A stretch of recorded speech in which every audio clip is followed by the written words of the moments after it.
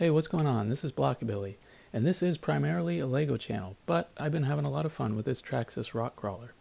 In my last video, I came up with a homemade DIY way to weight my wheels to lower the center of gravity on this vehicle using lead fishing weights.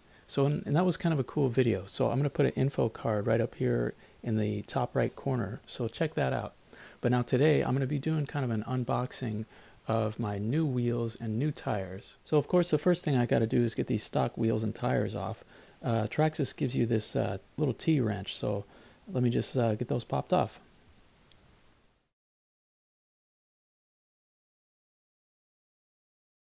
Okay, well the first thing I have here is my tires. So I got these from Amazon.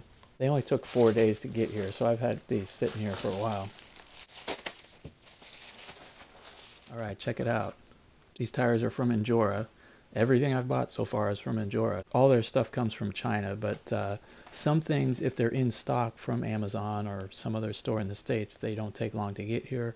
The wheels, however, came all the way from China, so they did take, I don't know, I think 14 days or something, which still, that's not bad. I was just being impatient, and that's why I modified these wheels and weighted them.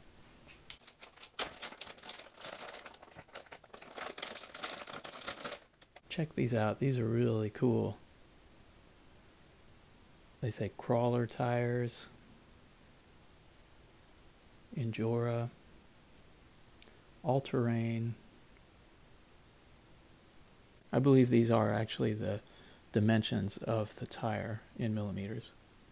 Now they advertise these as being like a stickier, grippier rubber, and they genuinely really do feel that way. So I imagine that's definitely going to help on climbing dry rocks. And not to mention, I got these particular tires because they have this like sidewall tread, so it's definitely going to help grip a little bit better when your tires are kind of rubbing up against rocks, climbing something. Look at that tread. That's kind of cool. It's a staggered height. That's kind of interesting.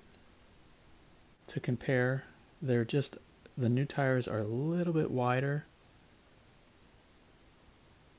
It doesn't look like much, but they are just, you know, I don't know, millimeter wider or something like that, and they are a little bit bigger diameter.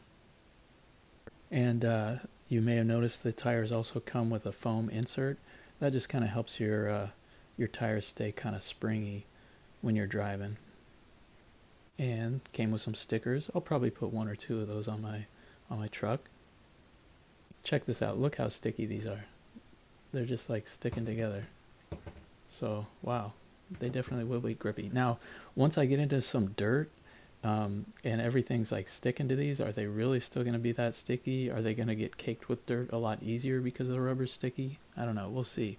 These trucks are kind of meant to be dry rock crawlers, although I mean of course they are waterproof, and in fact I did submerge this in a stream like fully all the way up, and it still worked just fine.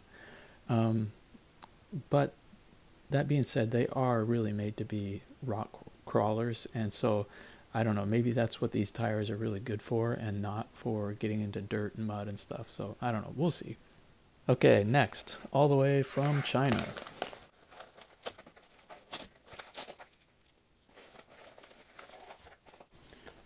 Alright, another set of stickers. I already put this on one of my back windows. It's on the other side, but so I already have that set of stickers, but that's cool. Alright, so these are solid brass, and then they're just painted black. They sell most of this stuff in steel as well, but the brass is going to be a little bit heavier. Those are pretty nice.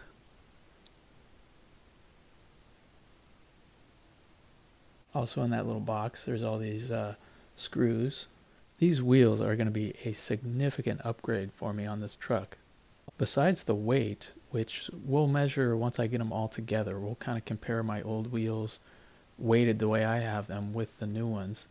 But for one, they're bead lock wheels, so they clamp together and they're going to hold the bead of the tire on this wheel really well. They also have another key feature that I actually wasn't even aware of when I ordered them, but they have this venting. So the foam inside the tire can squish down, and there's a way for the air to escape. There's this kind of channel all the way around the wheel, and a hole here so that the air can escape easily. And I believe it came with these pins so that you could plug that hole and dampen the venting. Or I don't know if it kind of eliminates it altogether.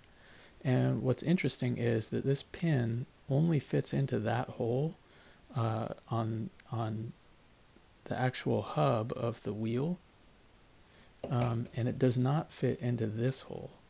So I guess that's just to make sure you don't, I don't know, put it in the wrong place, or so that it doesn't slide out of the hub into the ring and get into your tire, I guess. So some really good thinking there. Now I do want to utilize that venting system, so I need to make sure that I put together the wheel in the right way so that the channel lines up with the hole. So that would mean, you know, that hole is offset on the ring, and so is the channel. So I need to make sure they go together in this orientation when they clamp together. So these are going to be kind of key to put together the correct way. And I need to make sure that I put them in the tire correctly, because these tires are directional. So I need to have, you know, 2 going this way and 2 going that way to go on the opposite side of the car. So I'm going to kind of lay that all out first, get it all laid out so I have it kind of set up and ready to go, and just screw them all together. Alright, I've got a couple of these laid out. So these are going to be the driver's side, front and rear. And I left one not assembled yet, so I could kind of show you how it works. And then the other thing is, when these clamp together, they have this nice little piece here fits into the other piece really snugly. So that's a really good fit there. So you want to make sure that that does get together correctly. Now the other thing is that when the tire is on here, you don't want the bead of the tire to accidentally clamp in between here. It doesn't seem like it would, but it does. If you're not really paying attention, you can kind of put that on wrong. This wider offset piece fits in really easy, no problem. But I'm finding when I put the rear piece on the inside piece, sometimes it wants to catch the bead and pull it in too far. So you kind of got to finagle that a little bit, because the bead is really clamping between this rim and the ring. That's really where the clamping action is happening. You don't want it in this seam there. So you get the ring in there. It's pretty easy. These tires are so flexible, it's really not hard to just flex it in there. And then, you know, kind of make sure that the foam is centered, that the ring is centered on the foam. So this is going to go in this way. Yep, it's lined up with that venting piece. So this slides in there pretty easy. Kind of pull the bead over, no problem. Inside piece, that's where I was having a little more trouble. So these wheels are 1-inch wheels. That's what all these trucks use. And these particular wheels do have an offset. I believe it's a 3.75 millimeter offset. And I don't think the original wheels, the stock wheels, had any offset at all. So it is going to be definitely a little different and give me a little bit wider wheelbase. So I think that's going to look really cool. I may have to trim the plastic fender or wheel wells if I'm, you know, hitting them too much, but we'll see. Or maybe adjust the shocks. I don't know. Yeah, here's what I mean. Like, this is a little funny right here. Okay, so that pulled out. This side, you just really want to make sure that it's in there evenly and it's grabbing correctly. This side's no problem. Yeah, okay. So it's really not a big deal. You just want to pay attention to what you're doing. So now all I have to do is put in all these screws, clamp them together, and they should be good to go. Before I put them back on the truck, though, I'm going to weigh them, see what they weigh, and compare them to my homemade weighted wheels, and then take my weights out and double check what the original wheels weighed just stock. So definitely the hardest thing to do is getting the first 2 screws started, you know, getting it aligned. from outside to inside is a little tricky. But then here's also what I was talking about before, is that I was paying attention to this out here, and this got sucked in a little bit too far. So I'm actually going to have to loosen this up and correct that, because that inside of the tire is all goofy right there.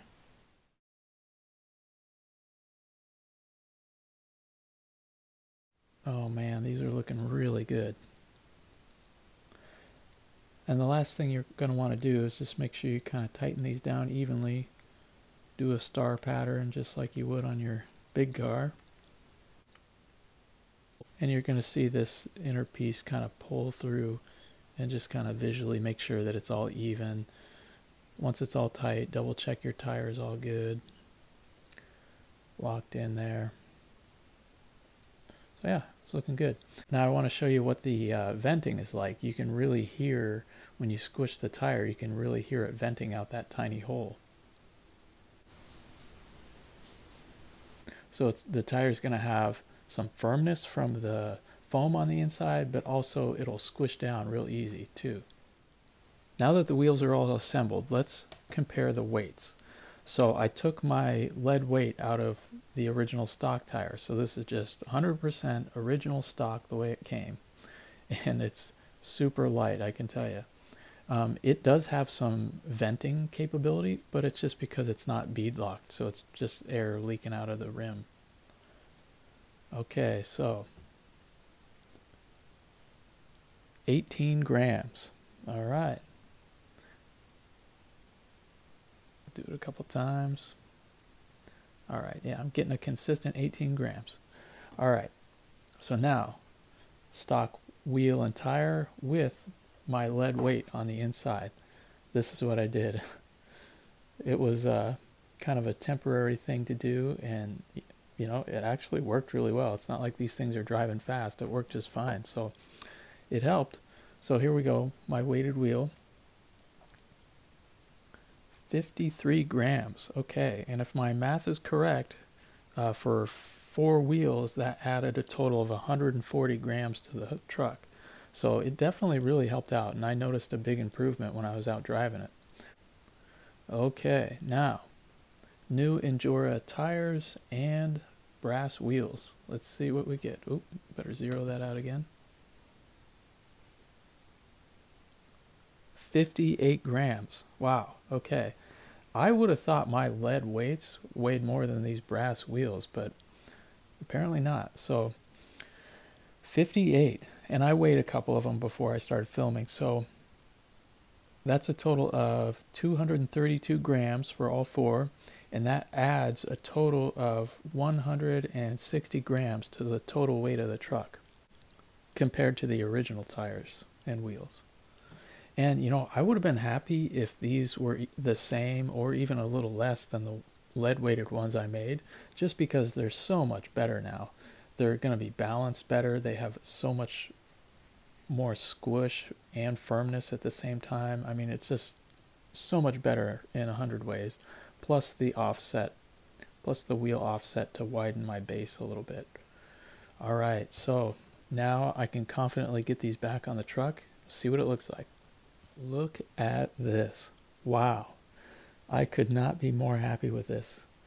I think these tires and wheels look so cool. The more aggressive tread, it just makes the truck look like even more tough. And man, just really cool. I am so happy with this. And I can tell, just trying to lift it, I can feel the extra weight that's there. There's like the side-by-side comparison. The original tire.